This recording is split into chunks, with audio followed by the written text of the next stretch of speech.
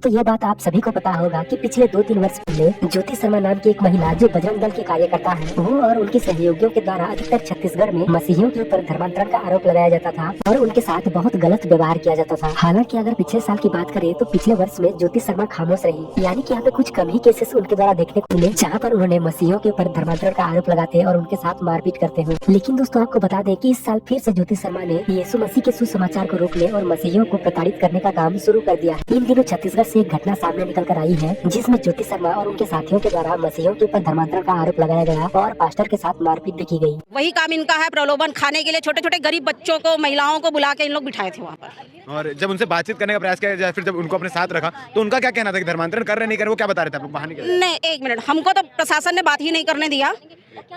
वो जो हैं उनको लेके आए हैं, जो पादरी हैं उनको लेके आए हैं, सारी महिलाएं तो भाग गई वहां से, जितनी महिलाएं बच्चे बैठे थे सब भाग गए वहां से और हमको प्रशासन उनसे बात नहीं करने दिया जाए। पादरी ने कहा मैं अपना बर्थडे मनाने आया हूँ यहाँ, तो वो हर संडे को किसी न किसी पार्क में बर्थडे मनाता है। वो हर हफ्ते पैदा होता है और हर हफ्ते मर जाता है। अब दोस्तों हम ये तो नहीं जानते कि इनकी बातों में कितनी सच्चाई है, क्योंकि आज तक ऐसे कोई भी पक्के सबूत नहीं मिले हैं जहाँ पर कोई पास्टर या एक मसीही व्यक्ति किसी को लालच देकर या डरा धमका कर उन्हें यीशु मसीह को स्वीकार करने को कह रहा हो। लेकिन जैसा कि आप जानते हैं कि कोई क्रिश्चियन अगर अपने दया भाव से गरीबों की मदद करने हेतु उन्हें कुछ देता है तो इसे लालच का नाम दे दिया जाता है। देखिए एक बात मैं पहले भी आपको बता चुका हूँ कि अगर एक क्रिश्चियन जो अपने आप को यीशु मसीह का सेवक कहता है लेकिन उसके मन में ये इच्छा है कि वो लोगों को लालच देकर और बहला फुसला कर उन्हें यीशु मसीह में लाएगा, तो वो सच्चा मसीही बिल्कुल भी नहीं है, क्योंकि आप और हम जानते हैं कि एक सच्चा मसीही ऐसा काम कभी भी नहीं करेगा। यहाँ पर आप उस कलीसिया के कुछ मसीही भाई बहनों की बातों को सुनिए कि वो इस घटना के बारे में क्या बता रहे हैं।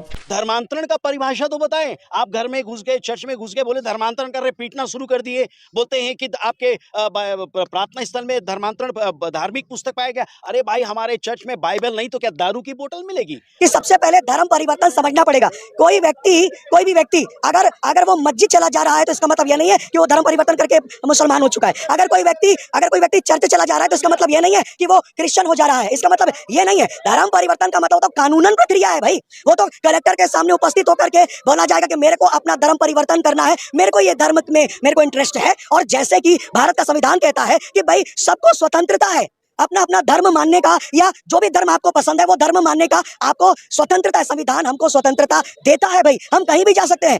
हम लोग इसलिए आए हैं, अपने प्रभु के लिए आए हैं। अपने प्रभु को दास को यहाँ ला के बांध के थे, इसलिए हम आए हैं। क्यों किया ऐसा?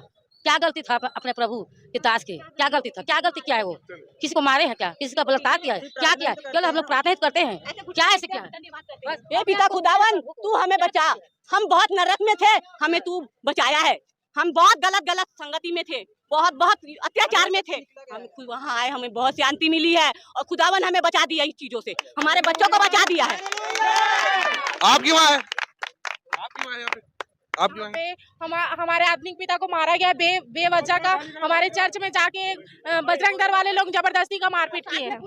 हाँ, पुलिस रहने के बावजूद मारपीट हुआ है। पुलिस वाले लोग कुछ नहीं किए हैं और बेवजह उन लोगों को रोकने के बजाय हमारे चर्च में जाके उन लोग विरोधी लोग को उन लोग का सपोर्ट कर रहे थे। तो दोस्तों जैसा कि आपने इन मसीही भाई बहनों की बातों में सुना कि कैसे मसीहियों का विरोध करने वाले लोग चर्च में आकर किस प्रकार की बातें कहते हुए मसीहियों के ऊपर झूठा धर्म परिवर्तन का आरोप लगाते हैं। जैसा कि इस वीडियो में एक भाई ने बताया कि भारत का संविधान हर किसी को ये अधिकार देता है कि वो अपनी इच्छाओं के अनुसार किसी भी धर्म को फॉलो कर सकता है और किसी भी ईश्वर से या भगवान से प्रार्थना कर सकता है। दोस्तों संविधान की इन धाराओं को जानते हुए भी कुछ मूर्ख लोग अपने आप को धार्मिक दिखाने के लिए धर्मांतरण जैसी झूठे मुद्दों को उठाकर समाज में गुंडागर्दी करते हैं। इन जैसे लोगों के बारे में यीशु मसीह ने पहले ही बता दिया था यूहन्ना 16:2-3 में कि वे तुम्हें आराधनालयों में से निकाल देंगे, वरन वह समय आता है कि जो कोई तुम्हें मार डालेगा वह समझेगा कि मैं परमेश्वर की सेवा करता हूँ। और यह वे इसलिए करेंगे कि उन्होंने न पिता को जाना है और न मुझे जानते हैं। और आज हम आए दिन देखते हैं कि कुछ लोग जो धर्म के ठेकेदार बने हुए हैं, जो खुद को अपने धर्म का कट्टर कहते हैं, वे लोग अन्य धर्म के व्यक्तियों के साथ इस प्रकार का बर्ताव करके यही समझते हैं कि वो अपने धर्म की रक्षा कर रहे हैं, अपने धर्म के लोगों को जागरूक कर रहे हैं। लेकिन असल में उनके अंदर सच्चाई नहीं है। एक मनुष्य अगर दूसरे मनुष्य से प्रेम नहीं कर सकता, वरन किसी विषय को लेकर उनसे घृणा रखता है, तो उसके अंदर परमेश्वर के लिए कैसे प्रेम हो सकता है? बाइबल हमें बताती है पहला यूहन्ना 4:8 में कि जो प्रेम नहीं रखता वो परमेश्वर को नहीं जानता है, क्योंकि परमेश्वर प्रेम है।